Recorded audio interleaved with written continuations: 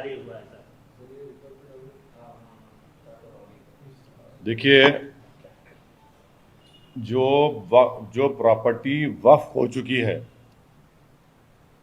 और उसका गजेट भी इशू हो चुका है, या अगर नहीं भी हुआ है तो सुप्रीम कोर्ट ने का जजमेंट है कि waqf by user also is a waqf property, number 1 point. दूसरा ये है कि आप ये सर्वे क्यों कर रहे हैं भाई? आप ये सर्वे करके जो 1989 के बाद जो प्रॉपर्टीज को वक्फ कर दिया गया है, उन प्रॉपर्टीज को आप लेने का आपका प्रेस नोट में आप वो जो आपका ऑर्डर है वो कह रहे हैं। सबसे पहली बात तो ये है कि ये ऑर्डर इलीगल है, इसको यूपी सरकार फौरन विड्रॉ करना चाहिए। और क्यों इलीगल है?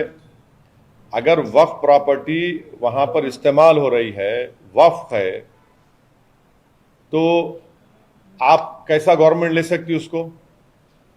गवर्नमेंट को चाहिए कि section 83 of central Waqf act पढ़े, आप कोर्ट को जाइए, वक्फ ट्रिब्यूनल को जाइए। नंबर 1, जब प्रॉपर्टी वक्फ हो चुकी है, सरकार लेना चाहती तो वक्फ ट्रिब्यूनल को जाइए आप। दूसरा, आप हाई कोर्ट को जाइए, 226 को इस्तेमाल करिए, सुप्रीम कोर्ट जाइए, 32 इस्तेमाल करिए। कैसे आज आप ये ऑर्डर निकाल रहे हैं? और क्या स्टैच्यू ऑफ लिमिटेशन अप्लाई नहीं होता क्या इसके ऊपर? आप सर्वे करने का मकसद क्या है? वक्फ प्रॉपर्टीज को आप छीनना चाह रहे, ये आपका असल इंटेंशन है। तो इमीडिएटली आप इस ऑर्डर को विड्रॉ करना चाहिए यूपी सरकार को, योगी सरकार को। और आपका इंटेंशन ये है कि वक्फ प्रॉपर्टीज को छीन लिया जाए। आपको इख्तियार ही नहीं है ये करने का, ये गलत काम आप कर रहे हैं। स्टैच्यू ऑफ लिमिटेशन अप्लाई होता। और एक चीज देखिए आप, इसमें जो आप कह रहे हैं कि हम मालूम करेंगे, क्या मालूम करेंगे भाई? आप सिर्फ वक्फ प्रॉपर्टीज को क्यों मालूम कर रहे हैं? आप हिंदू एंडोमेंट बोर्ड के प्रॉपर्टी से उसका भी तो इंक्वायरी करिए ना, सर्वे करिए कि उसमें क्या हाल हो रहा है। आखिर रुकेगा कहां बात? ये मैं शुरू से कह रहा था आपको कि देखिए, ये मदरसा जो सर्वे कर रहे हैं, इसके पीछे इन लोगों की एक हरकत है, इनका एक साजिश है, एक मंसूबा है, वो दिन ब दिन सामने आ रहा है, दिन ब दिन सामने आ रहा है। तो आपको देखना चाहिए ना कि ये वक्फ जो है वो प्राइवेट प्रॉपर्टी नहीं हो सकती, ना वो गवर्नमेंट प्रॉपर्टी होती है वो। तो आप ये क्यों कर रहे हैं? आर्टिकल 300 क्या बोलता है कि guarantees everyone right to property, ये इसका भी वायलेशन यूपी सरकार कर रही है। और अगर कोई इलीगल तरीके से उसको गवर्नमेंट प्रॉपर्टी को वक्फ प्रॉपर्टी रजिस्टर कर लिया है, तो आप कोर्ट में केस लड़ी ना, जाके आप ट्राइब्यूनल में जाइए, आप जो सेक्शन 83 वक्फ एक्ट का उसके तहत ट्राइब्यूनल में जाइए। तो इस तरह से ये पूरी चीजें जो हो रही हैं, ये सिर्फ और सिर्फ एक तो वक्फ प्रॉपर्टीज को यूपी सरकार टारगेट कर रही है, और दूसरा ये कि आप वक्फ प्रॉपर्टीज को छीनना चाह रहे। तीसरा यह है कि आपका सुन्नी वक्फ बोर्ड है, शिया वक्फ बोर्ड है, अगर वक्फ प्रॉपर्टीज पर कोई एनक्रोच करा है तो आप उनसे बुलाकर पूछिए, वो आपको दे देंगे। क्या वक्फ प्रॉपर्टीज पर सरकार का कब्जा नहीं है तो आप खाली करिए उसको। मगर इस तरह का एक टारगेटेड सर्वे करना ये बिल्कुल सरासर गलत है और हम इसकी मुखालिफत करते हैं। तो ये सिस्टमैटिक टारगेटिंग हो रहा है मुसलमानों का। नहीं, सुनिए, ये सिस्टमैटिक टारगेटिंग हो रहा है मुसलमानों का, और यूपी सरकार ये काम कर रही है।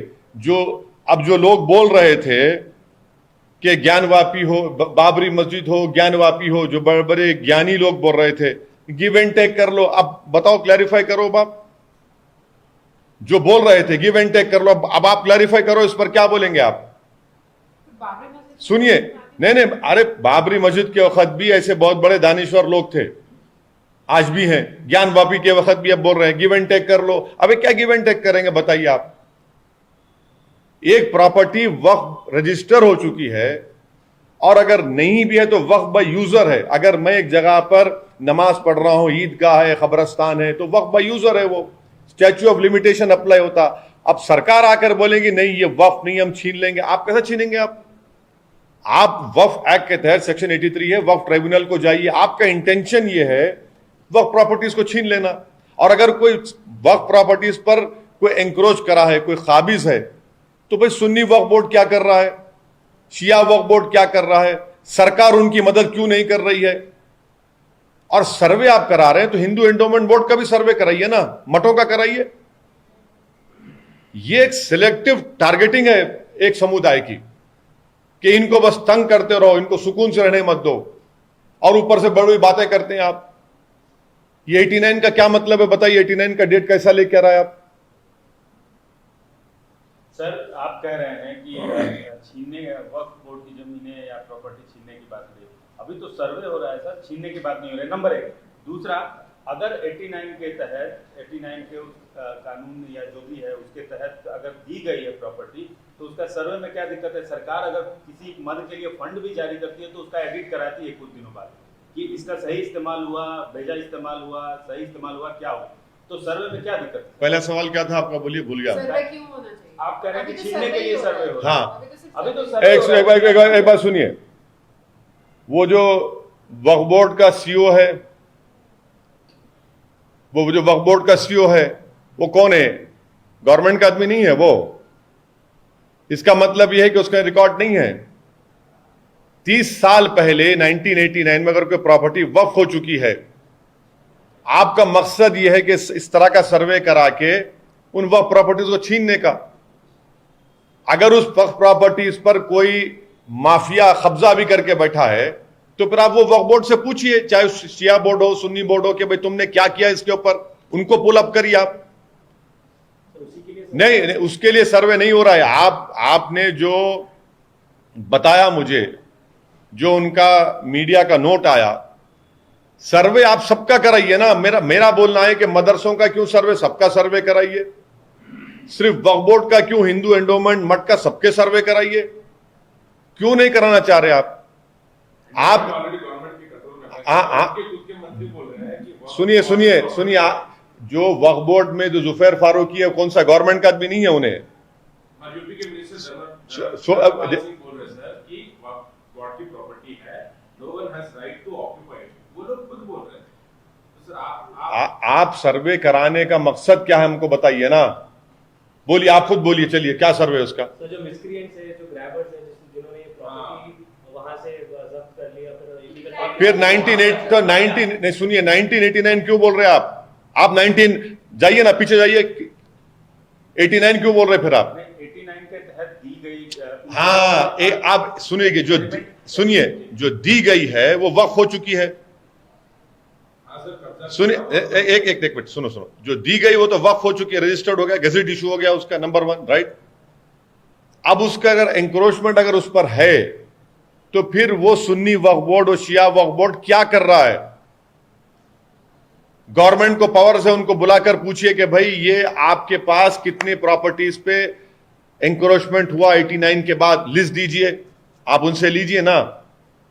जब एक वक्फ बोर्ड इंडिपेंडेंट ऑटोनोमस बॉडी है, आप उसके राइट्स के ऊपर कैसे जाते हैं? आप कैसे राइट छीन सकते हैं उनका? और अगर सरकार अगर ये कह रही है कि नहीं वो वक्फ की प्रॉपर्टी नहीं है, गवर्नमेंट की है, तो आप सेक्शन 83 वक्फ एक्ट का है, आप जाइए हाई कोर्ट जाइए 226 में। सर, आपने सिस्टमेटिक टारगेटिंग की बात की है माइनॉरिटी मुस्लिम समाज की उत्तर प्रदेश में। पहले आपने अपोज किया मदरसा का सर्वे, अब उसके कुछ दिनों बाद मदरसा का सर्वे शुरू हो चुका है, अब ये हो रहा है, तो आपको क्यों लगता है सिस्टमेटिक टारगेटिंग हो रही है? ऐसा आखिर लगता है? सर्वे तो जानकारी जुटाने के लिए होता है, जानकारी इकट्ठा कर रही है नहीं, चलिए आपकी बात को मान लेते हैं, सर्वे हो रहा है, सर्वे सबका कराइए ना, कौन रोक रहा है सर्वे कराने से? सर्वे आप क्रिश्चियन ऑर्गेनाइजेशंस का कराइए, हिंदू एंडोमेंट का, हिंदू मठ के जमीनात का करवाइए, कौन रोक रहा है आपको?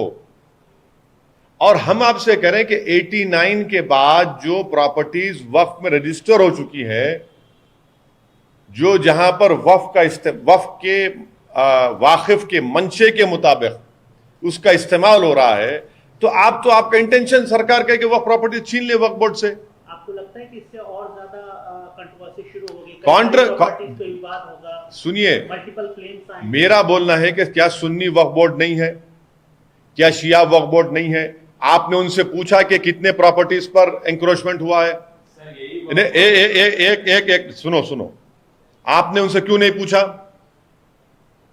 उसमें सुन्नी वक्फ बोर्ड में तो उत्तर प्रदेश सरकार का आदमी बैठा हुआ है, उनसे पूछा आपने? आप ये सर्वे सबका कराइए, आप क्यों नहीं कराना चाह रहे सबका सर्वे? आखिर क्यों तकलीफ हो रही है आपको? उत्तर प्रदेश सरकार को सबका सर्वे कराइए ना, सब हर समुदाय का जो रिलीजियस प्रॉपर्टीज है सबका करवाइए, आप क्यों नहीं करवाते? आपको मालूम हो जाएगा। सर जब वक्फ बोर्ड एलिगेशंस फेस कर रहा था वक्फ बोर्ड पे कराएंगे ना सर, क्यों एंडोमेंट फेवर डिस्ट्रिब्यूशन इसमें कराते हैं? वक्फ बोर्ड एलिगेशंस कहां फेस कर रहा? कहीं तमिलनाडु में कहां? फेस कर रहा है, देखो यूपी में फेस कर सुनिए रहा है। सुनिए, आपके टीवी चैनल का एजेंडा हो सकता, वो यूपी का एजेंडा है नहीं मालूम मेरे को, मगर मैं यहां पे आपको ये बोल रहा हूं कि ये छोटा एनआरसी दोबारा है। ये आप वक्फ प्रॉपर्टी को एक एनिमी प्रॉपर्टी की तरह ट्रीट कर रहे हैं आप। 1995 एक्ट क्लियरली बोल रहा, once a Waqf always a वक्फ। क्या आप सर्वे करा के उसका लीगल स्टेटस चेंज कर सकते हैं? आप बताइए।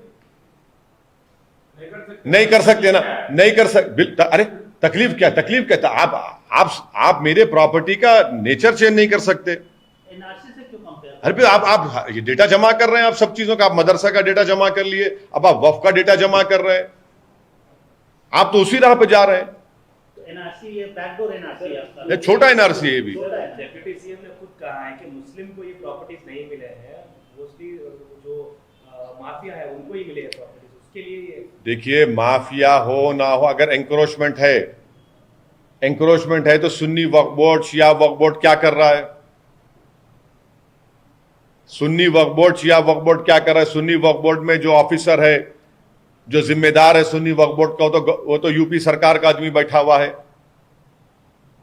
चलिए अगर आपको उनको निकालना है ना, कैसे निकालेंगे आप उनको? चलिए मान भी लिया अगर एंक्रोचमेंट हो, कैसे निकालेंगे उनको आप? उनको सेमेरी एविक्शन पावर्स दीजिए, चलिए वक्फ बोर्ड को आप। एनआरसी से क्यों कंपेयर? बिल्कुल है, डेटा है, बिल्कुल बिल्कुल है, बिल्कुल बिल्कुल ये बिल्कुल है, इसमें कोई दो राय नहीं है, बिल्कुल है। ये छोटा एनआरसी है, ये कंटिन्यूइंग है ये, क्योंकि आप वक्फ प्रॉपर्टी को एनिमी प्रॉपर्टी ट्रीट कर रहे हैं। अगर किसी 89 के बाद जो प्रॉपर्टीज रजिस्टर हुए हैं वक्फ प्रॉपर्टी, उसमें एंक्रोचमेंट हुआ या माफिया हुआ है, तो आप वक्फ बोर्ड को सेमेरी एविक्शन पावर्स दीजिए ना। चलिए अच्छा सुनिए, समरी एविक्शन पावर्स दे दीजिए, चलिए कौन रोक रहा है आपको? दीजिए, चलिए समरी एविक्शन पावर्स दीजिए। आप क्यों नहीं देते उनको? आप नहीं देना चाह रहे उनको? NRC is a completely different. नहीं, आप डेटा जमा कर रहे हो। हां डेटा तो एनआरसी क्या है? एनआरसी क्या है? वही है एनआरसी, वही आप डेटा जमा कर रहे हैं। आप डेटा जमा करके उसको इस्तेमाल करेंगे। क्या सर्वे कराने से कोई लीगल स्टेटस चेंज होता? वक्फ प्रॉपर्टीज का नहीं होता है। और अगर कोई वहां पे एंक्रोचमेंट कराए तो भाई आप उसको निकालने के लिए सुन्नी वक्फ बोर्ड से, शिया वक्फ बोर्ड से क्यों नहीं पूछते? आप उनसे पूछिए, वो एक ऑटोनोमस बॉडी है। आपने क्या किया बताइए आप? सर समाजवादी पार्टी उत्तर प्रदेश में विपक्ष में है, वो ऑलमोस्ट लगता है कि इस सर्वे के फेवर में है। वो बोलते हैं कि इंक्रोचमेंट हुआ तो सर्वे होना चाहिए और ऐसा एक्शन होना चाहिए इंक्रोचर पे। आप यहाँ हैदराबाद में हैं, आपकी पार्टी जाके वहाँ लड़ी, लेकिन मेन जो विपक्ष है वो तो फेवर कर रहा है। अब अरे वो मुझसे पूछ लीजिए ना, वो क्या क्या फेवर करते हैं क्या नहीं करते, उनको ही मालूम। उनका क्या चल रहा है मेरे को नहीं मालूम। मायावती जी बोल रही है कि विपक्ष जो समाजवादी पार्टी वो साइलेंट, वो वहाँ पे। एक बात सुनिए, बाबरी मस्जिद वक्फ थी, हम खो दिए उसको। एक बात याद रखिए कि ज्ञानवापी भी वक्फ है। मैं आपसे पहले भी कहा था कि 1942 में वक्फ हुआ था ये, 1880 में उसका खसरा पानी का रिकॉर्ड है, दीन मोहम्मद का केस है, और ज्ञानवापी में जो प्रधानमंत्री ने उसका मॉडर्नाइजेशन रिनोवेशन किया, उसमें चेंज ऑफ प्रॉपर्टीज हुई है। अगर किसी वक्फ प्रॉपर्टी पर कोई माफिया एंक्रोच करके बैठा है तो सुन्नी वक्फ बोर्ड क्या कर रहा है, शिया वक्फ बोर्ड क्या कर रहा है? क्या उसमें सरकार के आदमी नहीं है? आपने उनको निकालने के लिए क्या किया बताइए? आप बोले सर्वे करें, सर्वे आप एक ही समुदाय का क्यों कर रहे हैं?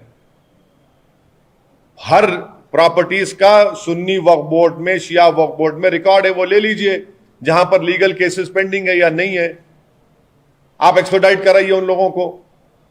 आपका इंटेंशन वो नहीं है, आपका इंटेंशन ये है कि इन वक्फ प्रॉपर्टीज को ले लिया जाए, और सरकार वक्फ प्रॉपर्टीज को नहीं ले सकती है, उसका एक लीगल प्रोसेस है। वक्फ एक्ट के तहत सेक्शन 83 वक्फ ट्रिब्यूनल को जाना पड़ेगा, या आप हाई कोर्ट को जाइए अंडर 226। कैसा करेंगे? और वक्फ बाय यूजर वक्फ है, लीगल, उसका लीगल स्टेटस चेंज ही नहीं हो सकता। आप सर वक्त सर्वे का विरोध कर रहे हैं, हिजाब पे अभी सुप्रीम कोर्ट में सुनवाई चल रही है, हिजाब पे भी आपका रुख जो है काफी स्ट्रांग है, आप फेवर में है हिजाब के। विश्व के अलग अलग देशों में हिजाब को लेकर काफी प्रोटेस्ट हो रहे हैं, खासतौर पर ईरान में। तो आप तो मेरे को क्या, नहीं नहीं नहीं नहीं, मुझे क्या करना है ईरान से? हिजाब पे नहीं, मुझे मैं आपके राष्ट्रवाद को क्वेश्चन कर रहा हूं। आपका राष्ट्रवाद इतना कमजोर क्यों हो गया कि भारत की बच्ची हिजाब पहनना चाह रही, आपको ईरान की बच्ची से मोहब्बत क्यों हो गई? मैं सिटीजन हूं या ईरान की भारत की सिटीजन है? अरे कैसी मोहब्बत है तुमको? एक तरफ आप है? अरे आपको, आप लोगों को मोहब्बत होनी चाहिए भारत के नागरिकों से, उनके फंडामेंटल राइट से, मगर आपको ईरान की फिक्र है, ईरान की फिक्र है। अम्मा यार, कर्नाटका की बच्ची भारत की नागरिक है, आपको भारत के लोगों से मोहब्बत क्यों नहीं है? ईरानियों से मोहब्बत इतनी क्यों हो गई? पेट्रोल मिल रहा बोल के ईरान से आपको, या चबहार पोर्ट हम लोग बना रहे हैं? आपको मोहब्बत होनी चाहिए, आपका राष्ट्रवाद ही होना चाहिए कि भारत के नागरिक को फंडामेंटल राइट्स मिले। आपको हिजाब पहनता है नहीं पहनता, वो भी तो चॉइस है ना, वो भी तो चॉइस है। अब कोई बच्ची भारत की बोल रही है कि मेरा चॉइस है, कॉन्शियस डिसीजन है, एसेंशियल रिलीजियस प्रैक्टिस है, राइट टू प्राइवेसी है, प्रोटेक्शन ऑफ कल्चर है, मैं पहन रही हूं। ये सब ठीक है, इम्पोजिशन नहीं होना चाहिए ना सर। अरे इंपोजिशन कहां है? एक बच्ची पहन रही है तो आप लोग बोल रहे नहीं नहीं पहनना। आप कौन होते भाई आपकी चॉइस मेरे पे जबरदस्ती करने वाले? इंडिया है, ईरान की बात ईरानियों से करो जाके। आपको लग रहा है क्योंकि हम तेल ले रहे हैं क्या वहां से, इससे आपको बहुत बड़ी मोहब्बत हो गई ईरान से? ठीक है सर, पर अभी सुप्रीम कोर्ट में भी तो हियरिंग हाँ है, हियरिंग है ना, हियरिंग है, उसमें क्या बुरी बात है? हियरिंग हो रही, सुप्रीम कोर्ट के ऑनरेबल जजेस सुन रहे हैं, डबल बेंच पे चल रहा है, हर पक्ष अपनी अपनी बात को रख रहा है, उसमें क्या बात है? अभी एक बहुत ही इंटरेस्टिंग वाकया हुआ है सुप्रीम कोर्ट में। सुप्रीम कोर्ट ने एक टिप्पणी की है भड़काऊ बयानबाजी से जुड़ी याचिकाओं की सुनवाई के दौरान। एक मिनट लूंगा। Justice KM. जोसेफ ने कहा है कि टीवी भड़काऊ बयानबाजी का प्लेटफॉर्म बन गया है। एंकर की ये जिम्मेदारी होनी चाहिए कि बहस में कोई भड़काऊ बात ना हो, वो कुछ गलत करेंगे तो उसका नतीजा भुगतान होगा। प्रेस की आजादी अहमियत रखती है। रुक जाइए, समझ गया मैं। अब आप लोग क्या बोलेंगे इस पे? ये सवाल मेरा आप लोगों से, सब लोगों से। आपके टीवी के एंकर क्या बोलेंगे? अब बोलो आशीष, बोलो प्रसाद साहब, बोलो सुमित, बोलो अनेरी, बोलो, आप बोलो। आपके एंकर को पढ़ के सुनाइए, ज्ञान दीजिए अपने अपने एंकरों को। इस तरह भड़काऊ बातें मत करो एंकर में बैठकर एज एंकर। या अगर किसी को पागल को या पागल बेवकूफ को बिठाते हैं तो उसको बोलने मत दो इस तरह से। ये तो एंकरों पर इनको तो बोलते हैं सर भड़काऊ भैया बोलते हैं। अरे वो तो छोड़ दीजिए, वो सबसे ज्यादा नहीं वो मैं तो सबसे बदनाम मैं हूं, मगर यहां पर टीवी एंकर पर कहा गया है आपको अपने एंकरों को ज्ञान देना पड़ेगा। सोमित, अपने एंकरों को ज्ञान दो। अनेरी, बोलो 9 बजे ऐसा मत करो, थोड़ा ठंडे हो जाओ, बीपी कम करो। ये बोल रहे हैं ना, आप भी बोलिए प्रसाद साहब अपने एंकर को। मेरे से क्यों पूछ रहे हैं आप? आपने सर ट्वीट किया था श्रीनगर के जामा मस्जिद के ऊपर। कश्मीर पुलिस का कहना है कि वो तो कभी बंद नहीं हुई है। हाँ। फिर से कहा है कि नहीं वो बंद रही है। हाँ। क्यों पुलिस बोल रही है कि नहीं उसको बंद नहीं किया गया? नहीं, देखिए जो हमारे सिन्हा साहब ने जो बात कही थी कि मीरवाइज उमर फारूक ना नजरबंद है ना बंद है, वो खुद ही तय करें कि वो करना क्या चाहते हैं। भाई मीरवाइज घर से निकल नहीं रहा है तो ये बात का क्या है? ये जितनी बात इनकी सच्ची है वो बात भी उतनी सच्ची है उनकी।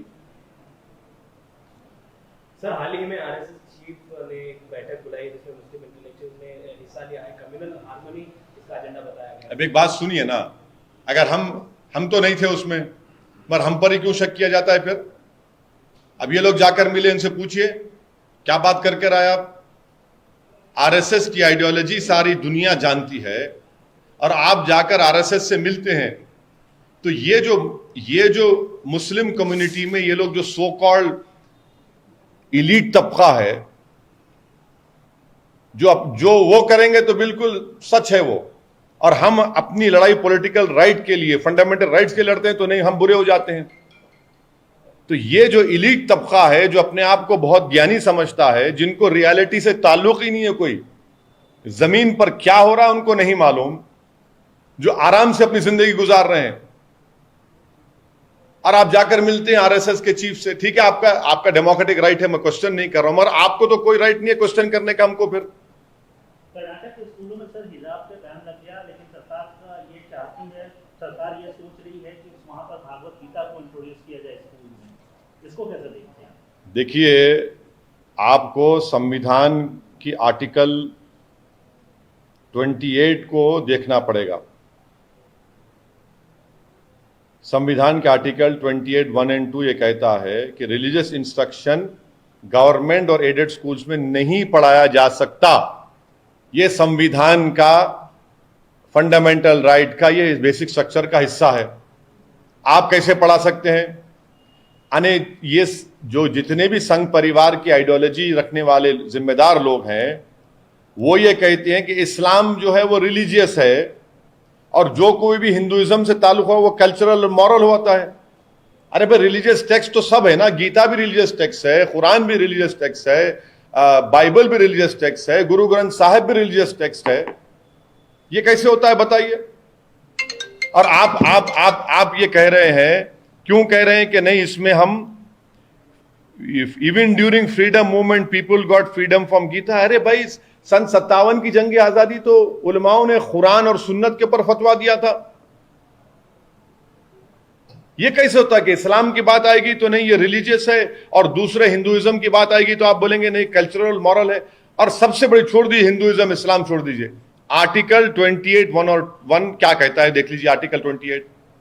क्या किसी भी रिलीजियस इंस्ट्रक्शन को गवर्नमेंट या उसके एडेड स्कूल में नहीं पढ़ाया जा सकता? ये साफ है, आप उसका वायलेशन कर रहे हैं खुला खुला। सर, तेलंगाना बीजेपी के चीफ हैं पंडित संजय, उन्होंने सरकार पर आरोप लगाया है कि सरकार एमआईएम की मदद से यहाँ पीएफआई को प्रश्रय दे रही है। अरे छोड़ दीजिए ना, वो बेचारा बकते रहता है कुछ ना कुछ,